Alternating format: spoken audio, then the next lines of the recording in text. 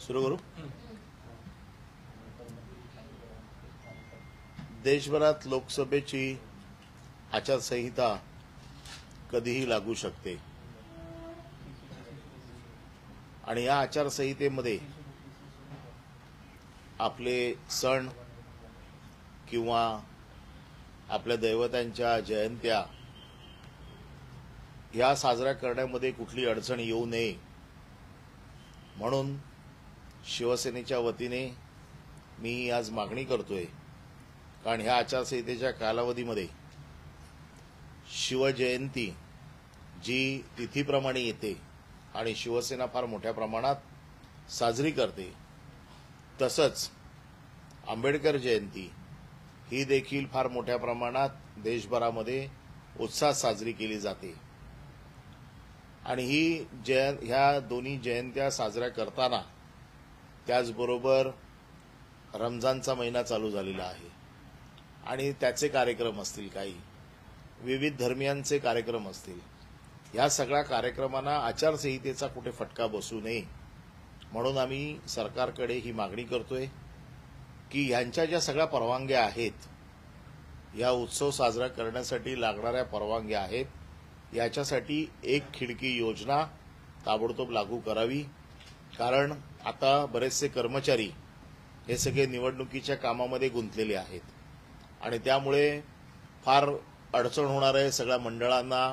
जे उत्सव साजरे करणारे जे प्रेमी लोक आहेत यांना सगळ्यांना फार मोठ्या अडचणींना सामोरं जावं लागणार आहे.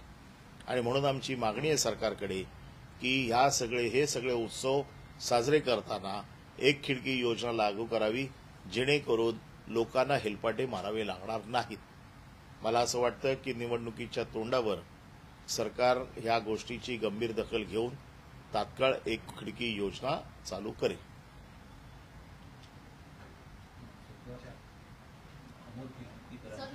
आता विचारा. तुम्ही सरकारकडे एक खिडकी योजनेची मागणी करतात, पण निवडणूक आयोगाला काही पत्रव्यवहार करणार का? निवडणूक आयोगाला देखील पत्रव्यवहार करणार, कारण शेवटी निवडणूक आयोग या सगळ्यावरती लक्ष ठेवून आहे. कारण शेवटी निवडणूक आयोग परवानग्या देत नाही, परवानग्या देण्याचं काम सरकारी यंत्रणा करतात. त्या परवानग्याचा भंग जर झाला असेल तर निवडणूक आयोग सूचना देते की कायद्याप्रमाणे कारवाई करा. परंतु बऱ्याच वेळेला आपल्याला माहिती आहे की एखादा कार्यक्रम करायचा असेल तर बाकीच्या वेळेला परवानग्या घेणं थोडं सोपं असतं, परंतु निवडणुकीमध्ये आचारसंहितेचं काटेकोर पालन केलं जातं. आचारसंहिता म्हणजे कुठला कायदा नाहीये, ती मार्गदर्शक तत्व आहेत आणि ह्या मार्गदर्शक तत्वामध्ये सगळ्या परवानग्या घ्याव्या लागतात. परंतु बऱ्याच अधिकाऱ्यांना किंवा शासकीय कर्मचाऱ्यांना याची योग्य ती माहिती नसल्यामुळे किंबहुना त्याचं पूर्णपणे ज्ञान नसल्यामुळे फार हेलपाटे घालायला लागतात लोकांना. आचारसंहिता चालू आहे, परवानगी देता येणार नाही, आचारसंहितेमुळे असं होणार आहे, आचारसंहितेमुळे तसं होणार आहे. आचारसंहिता म्हणजे निवडणुकीच्या काळामध्ये राजकीय पक्षांसाठी केलेली ती संहिता आहे, हा काही कायदा नाही. कायदे तर जे आहेत नियमाप्रमाणे, म्युनिसिपल ऍक्ट असेल, पोलीस ऍक्ट असेल, आयपीसी असेल, हेच कायदे आहेत. परंतु त्याचा एवढा भाव केला जातो आणि ह्या कार्यक्रमाच्या उत्सवावरती पाणी फिरलं जातं.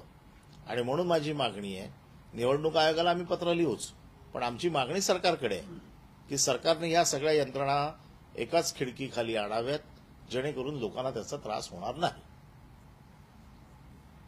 तुम्ही म्हणालात की निवडणुकीची आचारसंहिता जाहीर व्हायला आता काही दिवसच आहेत किंवा काही तास आहेत.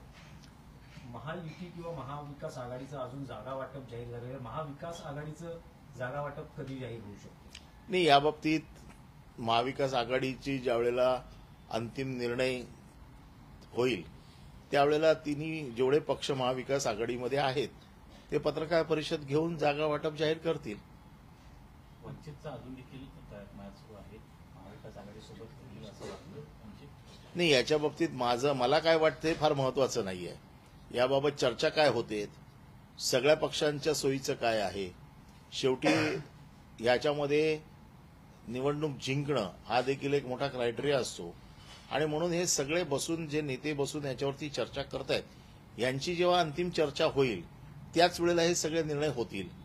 कोणाला किती जागा, कोण कुठल्या जागा लढणार आहे, आणि मग त्याच्यामध्ये वंचित असतील, बाकीचे आणखीन कोण आम्हाला जे सहकारी पक्ष मदत करणार असतील त्यांच्या बाबतीतला पण निर्णय त्याच्यात होईल.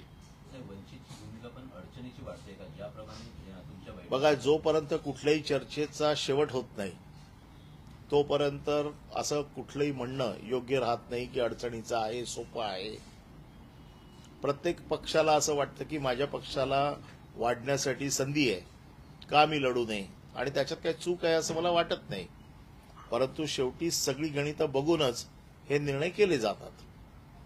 तुम्हाला काय वाटतं की महायुतीमध्ये भाजप, शिवसेना, शिंदे आणि अजित पवार एनसीपी आहे, ज्या पद्धतीनं माहिती समोर येते आहे किंवा ज्या पद्धतीनं बातम्या येत आहेत, भाजप जास्त आग्रही जागांसाठी दिसत आहे.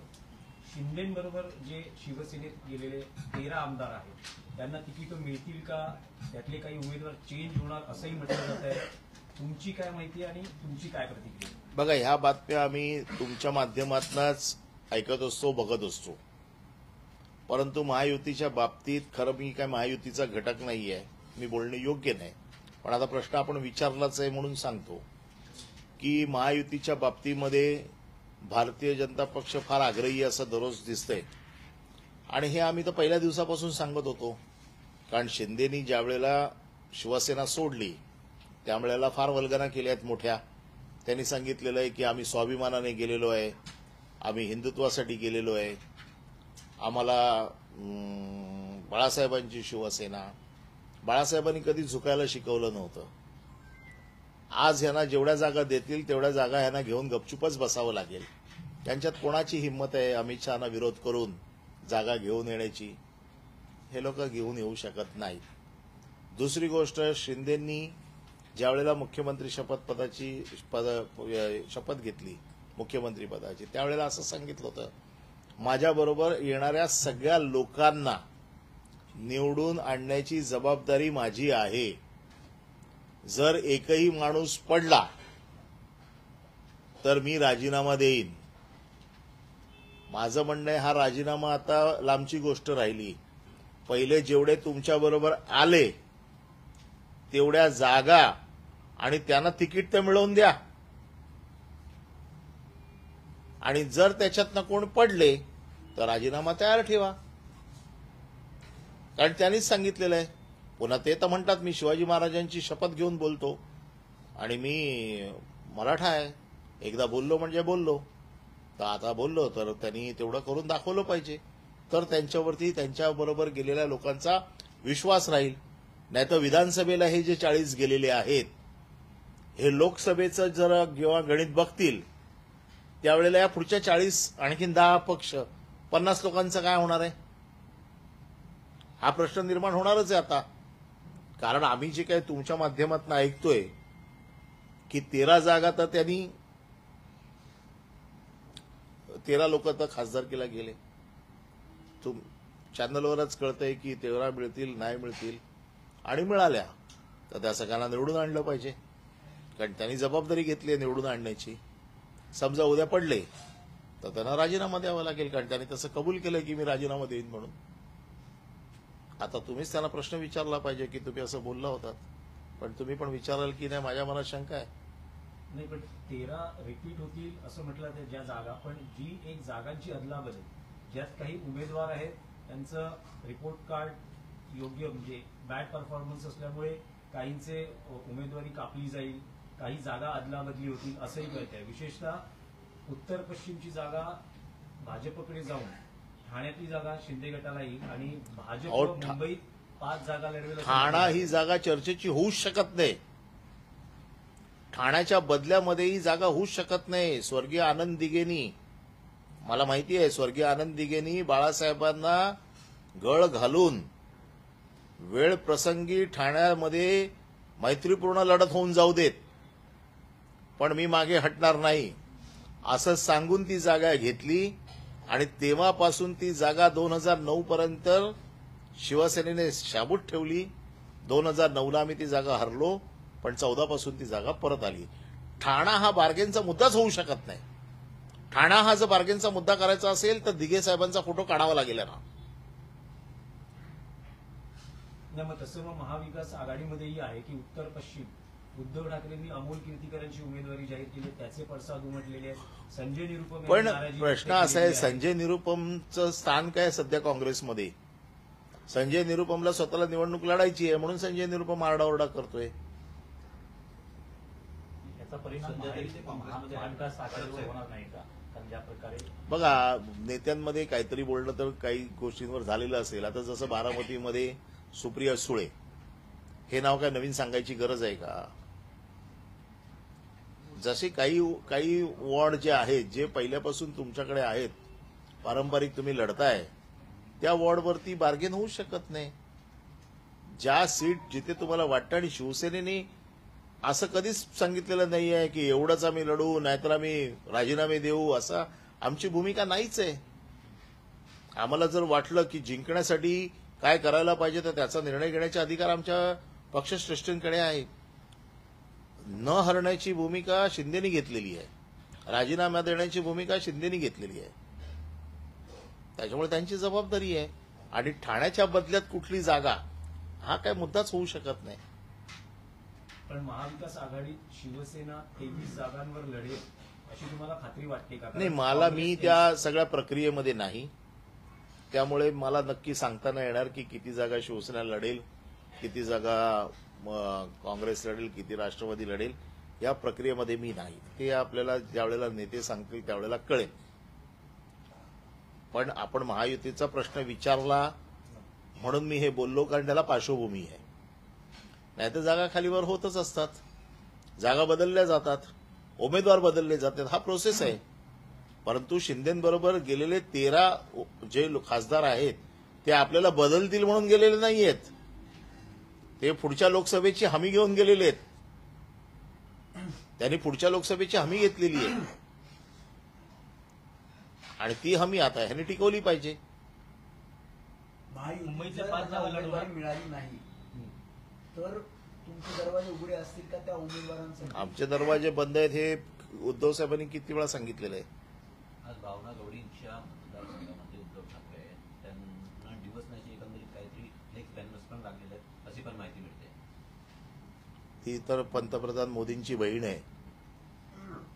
याच्यापेक्षा मी अजून काय सांगू? तुलाच तिकीट मिळेल की नाही असं गॅरंटी आहे मोदींची. जेव्हा बहीण राखी बांधते भावाला, ती रक्षणासाठी बांधते ना.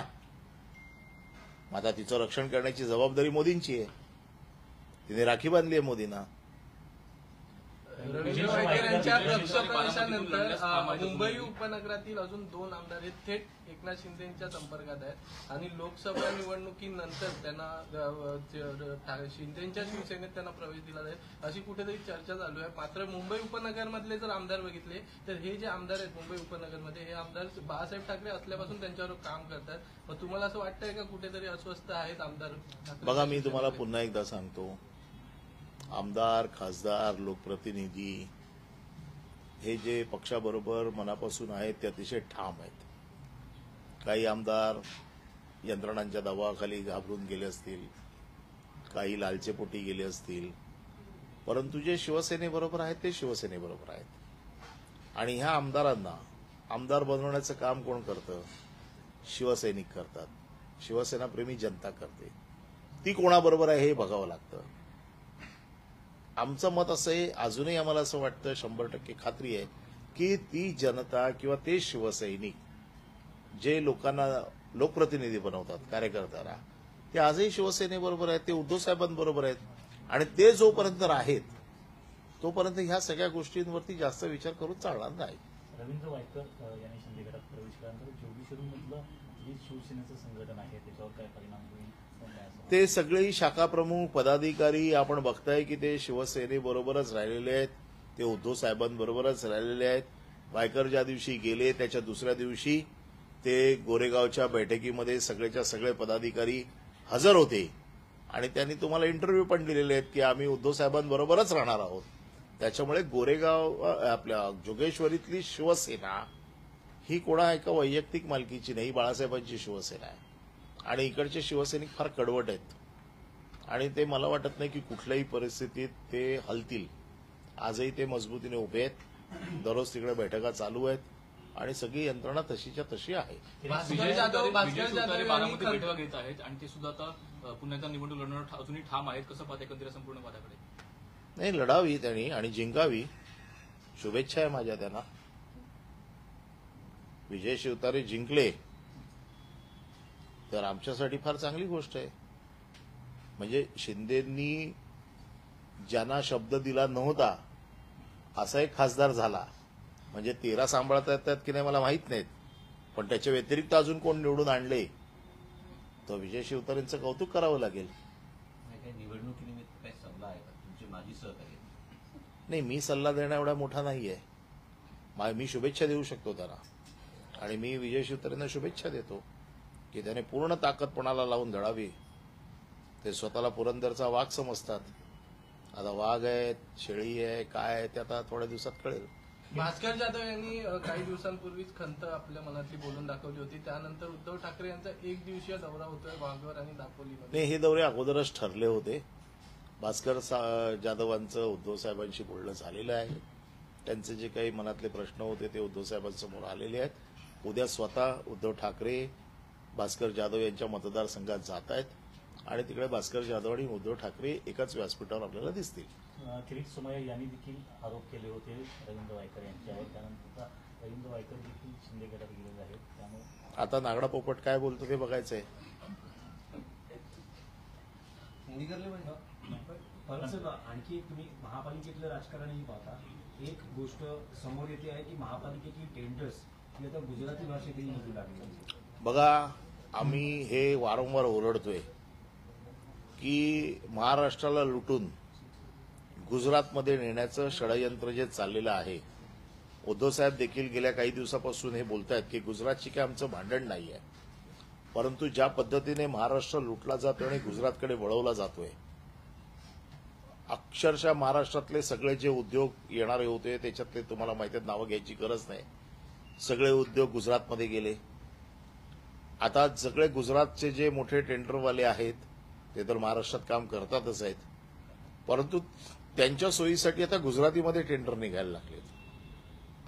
सत्ताधारी प्रशासकाच्या माध्यमातून महानगरपालिकेत लूट चालू आहे. साधी गोष्ट आपण बघताय की दत्तक वस्ती योजना होती. या दत्तक वस्ती योजनेचे साधारण 75 कोटी रुपयांमध्ये दत्तक वस्ती योजना होत होती. हजारोने कामगार काम करत होते. स्थानिक पातळीवरच्या ज्या काय बचत गट असतील, स्थानिक पातळीवरचे जे लोक असतील ते स्वच्छतेची कामं करत होती आणि दत्तक वस्ती योजनेचा परफॉर्मन्स अतिशय चांगला होता. आमच्या काळामध्ये त्याला चांगलं बक्षीस देखील मिळायचं नेहमी. परंतु 75 कोटीमध्ये हा सगळा मुंबई स्वच्छ करण्याचं काम आता एकाच टेंडरमध्ये 350 कोटी रुपयाला देणार आहेत. आता हे कोणाला मिळणार आहे? हे सत्ताधाऱ्यांशी लागेबंदे ज्यांचे आहेत त्यांनाच मिळणार आहे. हे कळेल आता थोड्या दिवसात. टॉयलेट क्लिनिंगचं टेंडर काढलेलं आहे 1300 कोटीचं.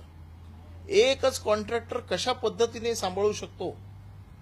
त्याचं जर विकेंद्रीकरण नाही झालं म्हणजे हा जो काय लुटायचा कारभार चालू आहे, थोड्या दिवसात मुंबई महानगरपालिका साफ करायची. बघा, त्यांना मुंबईबद्दल काय प्रेम असणार आहे? कोणाला प्रेम आहे? जो ओरिजिनल मुंबईकर आहे त्यालाच मुंबईबद्दल प्रेम असेल ना. आमचा तर जीव जळतो कारण आमची करिअरच मुंबईमध्ये झालेली आहे. परंतु ज्या पद्धतीने आयुक्तांच्या माध्यमातून हे जी काही लूट चालू आहे, एफडी तोडल्या जात आहेत. आता तर आपण बघताय की गोखले ब्रिज म्हणजे मॅन मेड डिझास्टर कसं असू शकतं. मला वाटतं जगाच्या नकाशात जाईल आता कदाचित तो.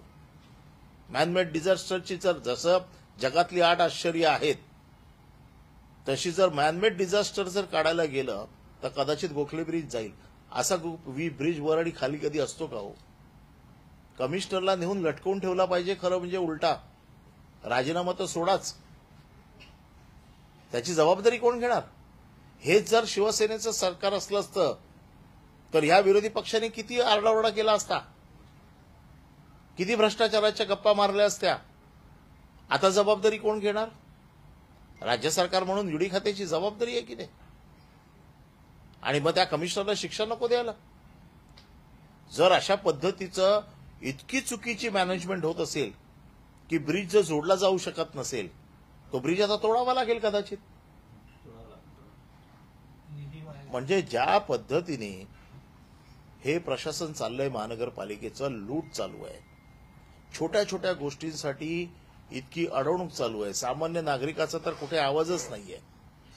नगरसेवक नसल्यामुळे लोक जाणार आहेत कुठे? महानगरपालिकेत जा, कोण तुमची दखलच घेत नाहीये. प्रशासक माजलेत आणि मग शिवसैनिकांनी कोणी जर कानाखाली मारली तर त्याच्यावरती आरोप केले जातात सरकारी कर्मचाऱ्यांना मारहाण होते म्हणून. अहो गटारं तुंबली आहेत, लोकांच्या घरात संडासाचं पाणी जातंय, तक्रार करायची कोणाकडे? नगरसेवक नाहीये, काम करून घेणारा माणूस नाहीये. ही अशा पद्धतीची टेंडर्स काढली जात आहेत. आता दत्तक वस्ती योजना बंद झाली उद्या तर हे कर्मचारी जाणार कुठे? आणि कोणी किती माणसं लावली याच्यावरती वॉच कोणाचा आहे? 25 लेबरचं पेमेंट काढलं जाईल, प्रत्यक्षात 5 लोक पण नसतील तिकडे. नगरसेवक होता, नगरसेवक बघत होता की किती माणसं साफ करतात, माझा विभाग साफ ठेवला पाहिजे की नाही, त्याची जबाबदारी होती. ही आता कोणाची जबाबदारी आहे? छोट्या छोट्या सगळ्या गोष्टीमध्ये भ्रष्टाचार चालू आहे. मोठी टेंडर्स काढली जात आहेत, फक्त स्वकीयांचं भलं केलं जात आहे, मुंबई महानगरपालिकेला लुटलं जात आहे आणि सगळे आपापलं फक्त धंदे चालवून फक्त आमच्यावरती आरोप करायचा. सकाळी भ्रष्टाचाराने तट्टपोट भरून घ्यायचं आणि आमच्यावरती येऊन आरोप करायचे.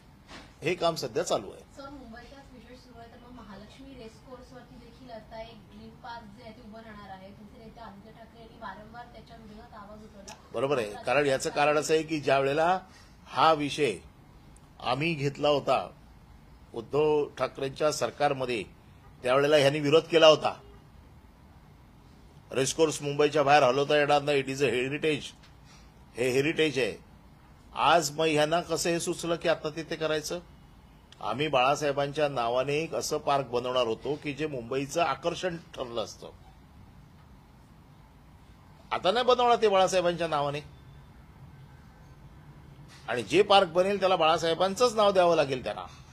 हे बाळासाहेबांचे नावं घेऊन जे सांगतात ना, आम्ही बाळासाहेबांचा वारसा आणि विचार पुढे घेऊन जातोय, आम्हाला बघायचंय की हे जर पार्क उभं राहणार असेल तर याला कोणाचं नाव देत आहेत.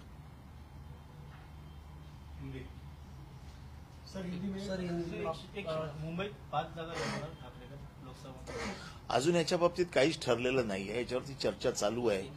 मला असं वाटतं की आता ही 17 तारखेची कदाचित बैठक होईल, त्याच्यानंतर याच्यावरती अंतिम निर्णय घेतला जाईल. सर एक मुंबईतील अनेक रेल्वे स्थानकांची नावं बदलण्याचा प्रस्ताव सध्या आज मंत्रिमंडळात चर्चा होणार आहे. कसं पाहता त्यामध्ये? हा प्रस्ताव आघाडी सरकारच्या काळातच तयार झाला होता. दुर्दैवाने त्यावेळेला सरकार पडलं, परंतु मी स्वतःच त्याच्यामध्ये होतो ही नावं बदलण्यासाठी. आणि ही जी लोकांना जी सवयीची नावं आहेत ही नावं द्यावी, हा प्रस्ताव त्यावेळेपासून आहे. सर, हिंदी में आप महाराष्ट्र सरकार को पत्र लिखकर यह मांग कर रहे हैं कि आचार संहिता जो लागू होने वाली है उसमें कुछ सिंगल विंडो बनाया जाए. इसके बारे में बताएं, क्या है मांग आपकी? अभी आचार संहिता कभी भी शुरू हो सकती है. ऐसे समय में बहुत से त्योहार जो आते हैं, जो जयंती आती है, वो बड़े पैमाने पे यहाँ पर महाराष्ट्र में उसको मनाया जाता है. लेकिन आचार संहिता के नाम पे लोगों को बहुत तकलीफ होती है. तो हमारा ये कहना है कि गवर्नमेंट से और इलेक्शन कमीशन से कि सिंगल विंडो सिस्टम बनाई जाए ताकि लोगों को ये परमिशंस, क्योंकि आपको मालूम है अभी शिव जयंती आने वाली है जो तिथि के अनुसार अनुरूप होती है, अंबेडकर जयंती आने वाली है, रमजान चल रहा है.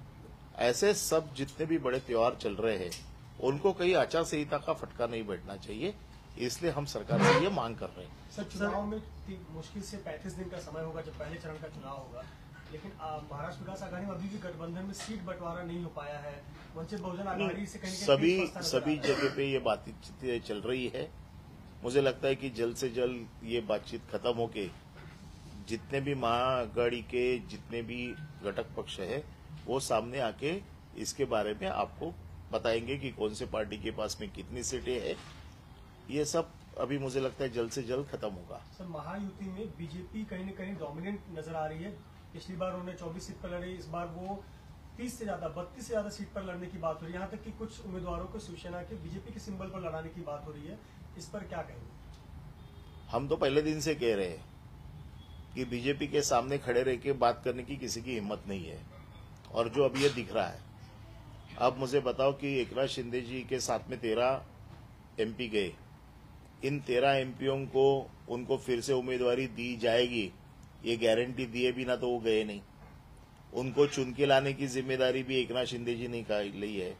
एकनाथ शिंदे जी ने ये कहा है कि ये 13 एमपी और 40 एमएलए और 10 इंडिपेंडेंट, इस सब को चुन के लाने की जिम्मेदारी मेरी है। इसमें से अगर एक भी कोई गिरता है तो मैं मेरे पद का त्याग पत्र दे दूंगा, मैं इस्तीफा दे दूंगा। ऐसी बातें उन्होंने ये 13 लोगों को और 40 लोगों को लेने समय की है। अब हमारा कहना है, पहले तो 13 ये सीटें उन्होंने अपने पास रखनी चाहिए।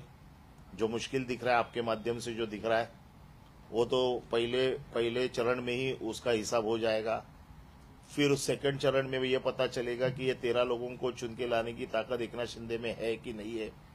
अब इसमें से कुछ लोग बीजेपी के कमल चिन्ह पे अगर लड़ते हैं तो ये बाला साहब का वारसा हो सकता है क्या?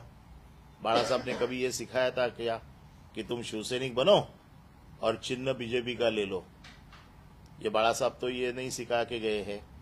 तो ये सब झूठे बातें कर रहे हैं कि बाला साहब का वारसा, ये जो चुन के लाऊंगा, अभी देखना है कितने लोगों को चुन के। पहले 13 सीट तो जमाओ और 13 सीट रखो साथ में, फिर उसके बाद में चुन के लाने की हिम्मत करो। वो चुन के नहीं लाएंगे तो रेजिग्नेशन देने वाले हैं कि वो भी जुमला है, ये सब चीजें अभी आएगी। तो हमारा कहना ऐसा है कि शिवसेना जो वो ले गए हैं उसमें इनकी हिम्मत नहीं है कि बीजेपी के सामने डट के खड़े रहे के बोलने की कि हमको अगर 13 सीटें नहीं मिली तो हम ये गठबंधन तोड़ देंगे। थाने शिवसेना का गढ़, थाने आनंद दीघे का एक पहचान, वहां पर भी बातचीत हो रही कि बीजेपी से बातचीत करनी पड़ रही है कि शिवसेना वहां पर लड़े। वही तो मैं कह रहा हूं कि ठाना ये तो निगोशिएबल हो ही नहीं सकता है, क्योंकि स्वर्गीय दिघे साहब ने ठाना को लेने के लिए उस वक्त युति दाव पे लगाई थी और उन्होंने कहा कि एक जगह ऐसी है जहां पर हम लड़ने के लिए तैयार है बीजेपी के साथ में, लेकिन हम देंगे नहीं। और बाला साहब ने ये कहा, अब जो बाला साहब ने लाई हुई सीट है, जो दिघे साहब ने लाई हुई सीट है, उस पे इनको रोकने के लिए, मतलब बचाने के लिए ताकत लगानी पड़ रही है। तो इनको इनकी इतनी कितनी वैल्यू है वो पता चल रहा है आपको। सर, मुंबई की उत्तर पश्चिम की सीट है जिस पर संजय निरुपम बहुत दावेदारी कर रहे हैं, लेकिन वहां उद्धव जी ने संजय निरुपम का एमपी बनने का सपना अधूरा ही रह जाएगा, इतना ही कहता हूं मैं। संजय निरुपम ने जो है वो बीजेपी अशोक चौहान को जाके रात को मुलाकात की, ऐसी भी बात जानकारी सामने आ रही है। और अशोक चौहान का ये भी कहना है कि कांग्रेस के कई सारे नेता जो है वो बीजेपी के संपर्क में है। हाँ, तो संजय निरुपम शायद बीजेपी से लड़ सकते हैं, शायद सिंधे गुट से लड़ सकते हैं। जी सर, दूसरा ऐसा सवाल है कि फिलहाल बीजेपी जो है वो सूत्रों के हवाले से ये बात सामने आ रही है कि बीजेपी फिलहाल सर्वे कर रही है। बार बार सर्वे होने के बावजूद भी अपनी लिस्ट जो है वो बीजेपी अभी तक घोषित नहीं कर पा रही है। इसके पीछे क्या कारण है? शायद उनको कॉन्फिडेंस नहीं होगा, दूसरा क्या कारण हो सकता है? कॉन्फिडेंस अगर होता तो इतने में लिस्ट डिक्लेयर हो जाती थी। परब साहब, जो आपने सिंगल सिस्टम की बात की, शिवसेना शुरुआत से एकदम कठोर हिंदुत्व की लाइन पर काम करती है। कभी रमजान या ईद जैसे जो मौके आते हैं उसको लेकर उन्होंने कभी स्पेसिफिक डिमांड की नहीं। पहली बार ऐसा है कि आप उदाहरण दे देते हो, त्योहार तो आते ही है समय समय पर, लेकिन उदाहरण के तौर पर आपने रमजान का भी जिक्र किया कि उसके लिए भी सहूलियतें दी जाए। आप शायद टिप्पणी आप पर भी की जाएगी। आप शायद भूलते हो कि बाला साहब ने जो सबसे उनका बड़ा प्रोग्राम होता है बीकेसी में इज्तिमा, उसको परमिशन बाला साहब ने दी थी, और वो भी 1 रुपए के भाड़े पे। बाला साहब ने कभी हमको ये नहीं सिखाया। हम लोग तो हिंदुत्व आज भी है और कल भी रहेंगे, और हिंदुत्व के बारे में कोई कॉम्प्रोमाइज नहीं करेंगे। लेकिन आप ये भूल रहे हो कि बाला साहब ने भी दिया था ये। इसका मतलब ये नहीं होता है कि हमने किसी के मेरे भी त्योहार है, उनके भी है, सबके, ईसाई के होंगे, सिख के होंगे, सभी की मैंने मांग की हुई है। लेकिन बदली हुई शिवसेना में बार बार ये आरोप लगता है कि शिवसेना बदल गई है। मुस्लिम प्रेम की बात कही जाती है, जब लाइब्रेरी बनाने की बात थी, जब एक बार सड़क पर सामूहिक नमाज अदा कराई गई थी, तब से इस तरह की बातें शिवसेना पर आरोप लगता है। बाला साहब ने ये बातें कही थी, मैं उनका आज भी बाला साहब के विचारों का आदमी हूँ। उन्होंने कहा था नमाज को हमारा विरोध नहीं है, सिर्फ रोड पे नहीं होना चाहिए, इसलिए उस वक्त बाला साहब ने FSI बढ़ा के दिया था मस्जिदों को, आपको शायद मालूम नहीं होगा, FSI बढ़ा के दिया था, तो बाला साहब विरोधी थे। आज भी हम लोग ये कह रहे हैं कि हर एक का धर्म अपने अपने घर में होना चाहिए, रास्ते पे नहीं। और हमारा हिंदुत्व, हम तो यही कहते हैं, हमारा हिंदुत्व हृदय में राम, हाथ को काम, ये है। और किसी का घर जलाना नहीं है, किसी का घर में रोटी पकाना है। तो ये सब चीजें जो उद्धव साहब ने कही है, हम बाला साहब को भी फॉलो कर रहे हैं, उद्धव साहब को भी फॉलो कर रहे हैं। आप ये मत सोचो कि हिंदुत्व हमने छोड़ा है, क्यों छोड़ेंगे हम लोग हिंदुत्व? ऐसा कौन सा काम हमने किया कि जिसमें आप कह सकते हो कि हमने हिंदुत्व छोड़ा है? सर, पद्माकर वल्लभी ने आज बीजेपी ज्वाइन किया, कल ये मुलाकात हुई, आज बीजेपी उन्होंने ज्वाइन किया। किसने? पद्माकर वल्लभी हाँ। मंत्री हैं, 3 बार कांग्रेस के विधायक रहे, उत्तर महाराष्ट्र से आते हैं। ये बार बार ये कहा जा रहा है कि राहुल गांधी जहां जाते हैं वहां कांग्रेस को नुकसान ही होता है। और नहीं, उसके बारे में मैं कैसे कहूँ? उसके तो बाद कांग्रेस राहुल गांधी ने दावा के किया है कि आपकी पार्टी के बहुत सारे लोग संपर्क में हैं, कांग्रेस के बहुत सारे लोग संपर्क में हैं। ले जाओ, जिनको ले जाना है ले जाओ। इतना होने के बावजूद भी उनको आज ये गारंटी नहीं कि वो जीतेंगे। देखो, अभी तो गवर्नमेंट स्टडी थी, बीजेपी शिंदे गुट मिलके, उसके बावजूद अजित पवार साहब को लिया, उनके बावजूद कांग्रेस को ले रहे। मतलब पूरी इतनी सब कोशिशें करने के बाद भी उनको ये गारंटी नहीं है कि हम लोग जीत सकते हैं। शिवसेना कितनी सीट पर लड़ना चाहती है? ऑफिशियल अलग अलग फिगर आते, कभी 20, कभी 22, कभी 23। देखो, ये तो जो नेताओं इस सीट शेयरिंग के लिए बैठते हैं वही इसमें बता पाएंगे कि कितनी सीटें लड़ना चाहिए। हर एक पार्टी को लगता है कि मुझे ज्यादा से ज्यादा सीट लड़नी चाहिए, और वो हर एक पार्टी का हक भी है। लेकिन अल्टीमेटली सभी पार्टियों में जब बात बनती है तब आके वो लोग लोगों के सामने बैठते हैं कि सीट शेयरिंग क्या हुआ। क्या अम्बेडकर की वजह से डिले हो रहा है? क्योंकि बार बार नहीं, मैं ऐसे बोलूंगा नहीं, क्योंकि वो सब चर्चा में मैं नहीं हूं। लेकिन मुझे ऐसे लगता है कि हमको तो सब लोग चाहिए। संजय निरुपमवर तुम्ही चर्चा करणार आहात का, त्यांना भेटणार आहात का? ते तुमचे माझे सहकारी तुम्ही आता म्हणतात की त्यांना कुठूनही लढूयात, त्यांचं स्वप्न अधुरं राहणार आहे। नाही, संजय निरुपमना का भेटावं? ते तर विरोधातच बोलतायत। आणि महाविकास आघाडीचे घटक आहेत, महाविकास आघाडीचे घटक आहेत, तर त्यांनी त्यांच्या पक्षाकडे जाऊन त्यांचं काय म्हणणं आहे ते मांडायला पाहिजे ना, पब्लिकमध्ये नाही ना। तुम्ही म्हणतात ते महाविकास आघाडी खराब करण्याचं काम करतायत। स्वप्न पूर्ण होईल का त्यांचं? स्वप्न पूर्ण होईल की नाही मी सांगू शकत नाही। तुम्ही त्याला म्हणतात की भाजपकडून लढावं किंवा मग शिंदे गटाकडून त्यांनी लढावं, असं त्यांचं एकंदर दिसतंय।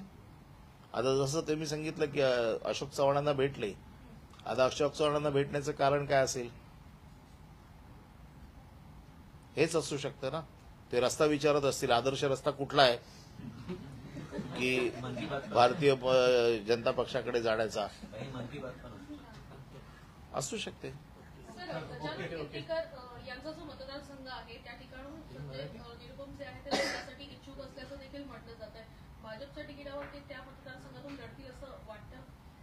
आम्ही आमचा उमेदवार ठरवलेला आहे। आता समोरून कोण येतंय मला माहित नाही। जो कोण येईल त्याला हरवण्याचं काम हे आमचं शिवसैनिकांचं आहे। मागच्या वेळेला संजय निरुपम कीर्तीकरांच्या विरोधात होते, त्यांना हरवण्याचं काम केलं। या वेळेला ते काँग्रेस सोडून कदाचित भारतीय जनता पक्षाकडनं येऊ शकतात, शिंदेकडनं येऊ शकतात। मला एवढंच माहिती आहे की त्यांना हरवायचंय जो कोणी येईल तो। आता त्यांचं स्वप्न त्यांना अपुरंच ठेवायचं असेल तर कदाचित येतील।